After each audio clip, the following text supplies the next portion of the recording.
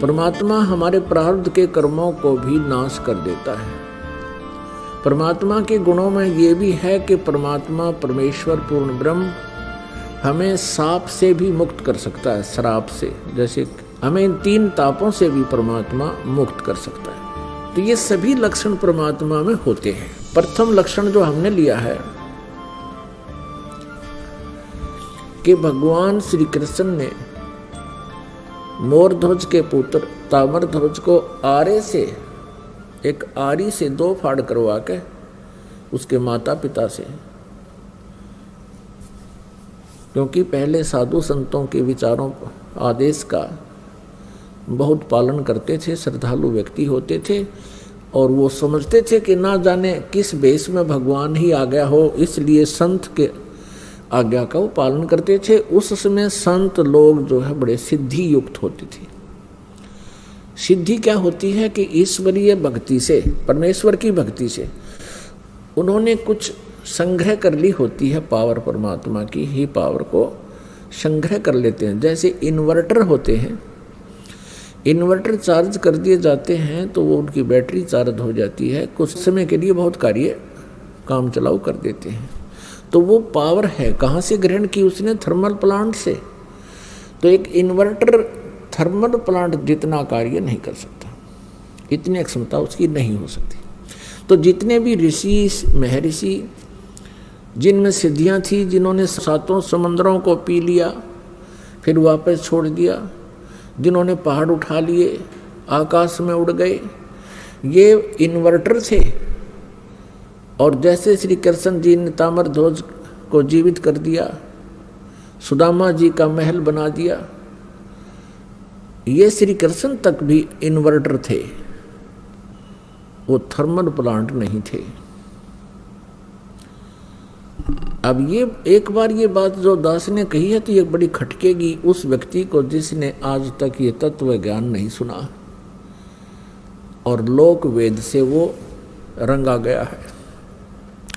लोक वेद किसे कहते हैं? जो दंत कथा होती है, सुना सुनाया ज्ञान, अक्षेत्रीय ज्ञान, एक दूसरे से सुना हुआ ज्ञान, उसको लोक वेद कहते हैं। पुण्यात्माओं, श्री कृष्ण जी और अर्जुन मोरध्वज राजा के घर चले गए एक साधु रूप बना के। उस दिन मोरध्वज अपने पुत्र ताम्रध्वज को राज्य अभिषेक कर रहा था और साधु संतों के वहाँ आगमन को बहुत शुभ मानते हैं। ऐसे शुभ अवसर पर उनका आशीर्वाद प्राप्त करते हैं। उनका आशीर्वाद प्राप्त करने के लिए उनकी प्रत्येक आज्ञा का पालन करते हैं, उनकी सेवा शुश्रूषा करते हैं, जिससे वो प्रसन्न हो जाए। उनको प्रसन्न करने की हर संभव कोशिश की जाती।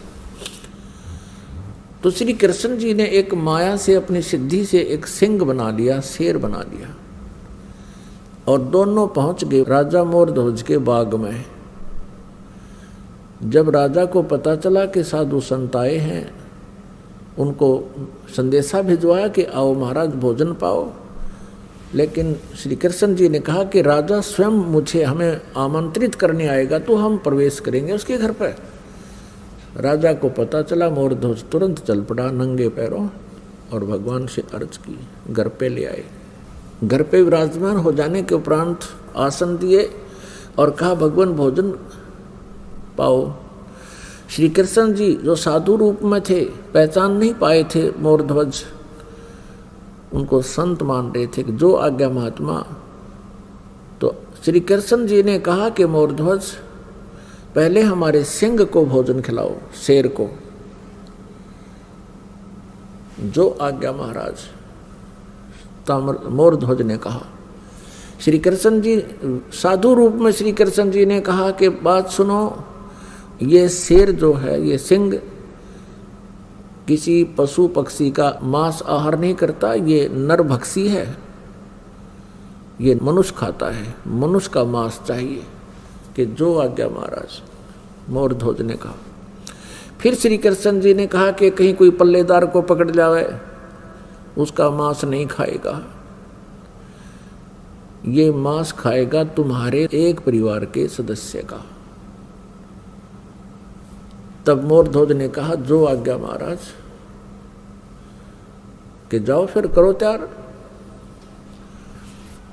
अब मोरध्वज ने ताम्रध्वज और रानी से कहा कि साधु महात्मा आए हैं, उनकी कंडीशन है कि पहले सिंह को भोजन कराना है और शेर मांस मनुष्य का खाएगा, और यहाँ तक भी उन्होंने कह दिया है कि ये मांस आपके घर के सदस्य का ही खाएगा। मोरध्वज जी ने कहा कि देखो, पुत्र सियाना हो गया, युवा हो गया है, राज्य अभिषेक अभी इसको कर देते हैं, ये अपना राज्य संभालेगा, तुम माँ और पुत्र दोनों राज्य करना, और मेरा काम पूरा हो चुका है, और मैं साधुओं के सिंह का भोजन बन जाता हूँ। तब रानी ने कहा, देखो, मैं पतिव्रता स्त्री हूँ, और पतिव्रता स्त्री से पहले उसका पति यदि मृत्यु को प्राप्त हो जाता है तो उसका जीवन नरक होता है, मैं नहीं जी सकती। और मेरा काम क्या था? मेरा काम था आपका वंश चलाना। आपका वंश चल गया, अब मेरा क्या काम रह गया? लड़के का ब्याह कर लेना, दोनों पिता पुत्र अपना कार्य कर, राज्य संभालो, बच्चा अयाना है, ये राजकाज को ढंग से नहीं समझ पाएगा, आप इनकी हेल्प करते रहना, और मुझे आहार बनने दो सिंह का। तब लड़का कहता है, ताम्रध्वज के माता पिता, मैं माता पिता के ऋण से मुक्त नहीं हो पाया हूँ, अभी तक तो मेरी आपने सेवा ही सेवा की है, मैं तो आपकी कुछ सेवा कर नहीं सका, इसलिए मैं सिंह का आहार बनूंगा, आप मुझे पितृ ऋण से मुक्त होने दीजिए। अब वहां भगवान श्री कृष्ण से जो साधु रूप में बैठे थे, उनसे आकर कहा, उन्होंने सारी कहानी फिर दोबारा दोहराई और कहा, भगवान आप ही फैसला कर दो। तब श्री कृष्ण साधु वेश में विराजमान श्री कृष्ण जी ने कहा कि राजा और रानी यानी अपने पुत्र ताम्रध्वज को आरे से 2 फाड़ करें, और तुम्हारे पुत्र का मांस ये शेर खाओगा, सिंह खाओगा। जो आ गया, आरा उठा लिया, एक तरफ माँ खड़ी होगी, एक तरफ पिता, और लड़का लिया बैठा, और एक बात और कही कि यदि किसी के भी तुम्हारे आंसू आ गए, तीनों में से सिंह भोजन नहीं करेगा। अगदी जो आ गया आपकी। तो जब वो चीरने लगे, कहा कि इसको 2 फाड़ कर दो, बायां लेफ्ट जो है पार्ट ऑफ बॉडी, बायां हिस्सा शरीर का शेर नहीं खाएगा, ये अपवित्र है, केवल दायां हिस्सा ही खाएगा, बाएं को फेंक देना, दाएं को उठाकर पकाना है। ये बात सुनकर के उसमें आरा चल रहा था, ताम्रध्वज की आंखों में आंसू आ गए।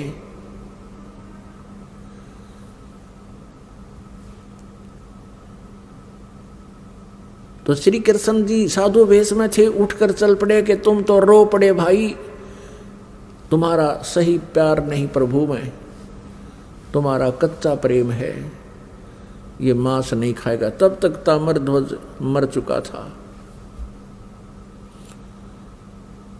अब मोरध्वज कहता है कि हे भगवान, बालक था,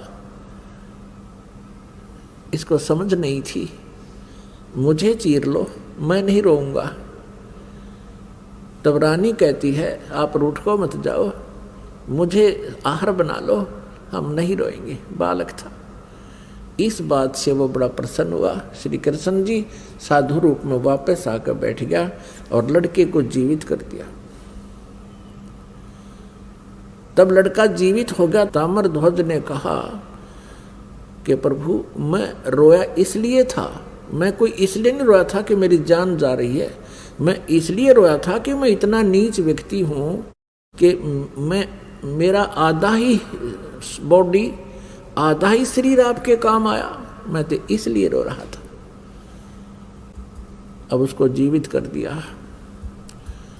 अपने आत्माओं, इन कथाओं से हमने बहुत कुछ सीखना होता है। अब ये तो कुर्बानियां की मोर ध्वज जी ने श्री कृष्ण जी के लिए, एक परम संत पूर्ण परमात्मा मानकर। अब उनका कोई से का कल्याण नहीं हो सकता था, ना श्री कृष्ण का कल्याण हुआ, ना श्री कृष्ण उनका कल्याण कर सकते थे। लड़के को जीवित कर देना इन प्रभुओं में गॉड पावर होती है, जैसे इन्वर्टर वाली। एक इन्वर्टर की क्षमता होती है वो केवल 2 बल्ब भी जगा सकता है। एक इन्वर्टर की ऐसी क्षमता होती है कि वो कूलर भी चला दे, 2-3 बल्ब भी चला दे, और कोई छोटी मोटी हैंड पंप की मोटर भी चला दे, आधे हॉर्सपावर की। लेकिन फिर भी वो अक्षमता उसकी कंप्लीट नहीं, पूर्ण नहीं होती, पर्याप्त नहीं है। और थर्मल प्लांट से 3 फेज की लाइट चला दे, डूंडा ठा देते 10 हॉर्सपावर की मोटर हो और पूरे पंडाल में चमका दे। तो ऐसे अंतर है इन भगवानों में। अब यहाँ आप जी के लिए इसका एक निष्कर्ष निकाला है परमेश्वर कबीर जी ने। कहते हैं, महिमा की जय संत की, तन मन धन सब दे, शर मांगे टाड़ा नहीं, मोर ध्वज लख ले। कि संत, जब परम संत तुम्हें मिल जावे उस समय, उस संत की इतनी आदर सत्कार और आज्ञा का पालन करना। यदि सिर भी मांगे, नाटना नहीं, सिर मांगे टाला नहीं, मोर ध्वज लख ले, मोर ध्वज को देख लो। पुण्यात्माओं, अब अकाल गिर गया साधु संतों का इस कलयुग के इस पीरियड में। ये नकली, पाखंडी और डोंगी, इनका सत्कार हो गया है और इन्हीं का बोलबाला हो रहा है। इन्होंने बैठा दिया भक्ति का और भाव खत्म कर दिया भक्तों का। अब पुण्यात्माओं, इस लक्षण से हमने श्री कृष्ण जी को परमेश्वर मान रखा था कि उन्होंने मोर ध्वज के पुत्र ताम्र ध्वज को आरे से 2 फाड़ करवा के जीवित कर दिया। यही श्री कृष्ण जी अपने सगे भांजे अभिमन्यु को जीवित नहीं कर सके, जो महाभारत के युद्ध में चक्रव्यूह के अंदर मृत्यु को प्राप्त हो गया था। सुभद्रा रो रही थी, जो श्री कृष्ण जी की बहन थी, अर्जुन के ब्याही थी। सुभद्रा पुत्र था अभिमन्यु। 5 पांडव रो रहे थे, सुभद्रा रो रही थी, श्री कृष्ण रो रहा था और पांडवों का कुल नाश हो रहा था। श्री कृष्ण जीवित नहीं कर सके।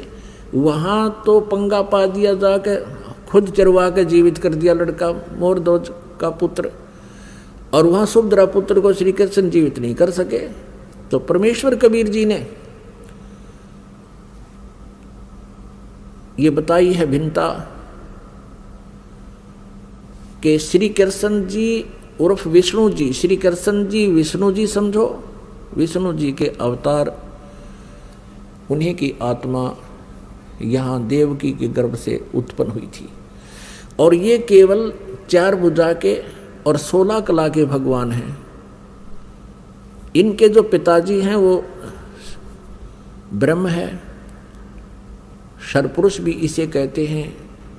वो 1000 भुजा का भगवान है और उसकी 1000 ही कलाएं हैं।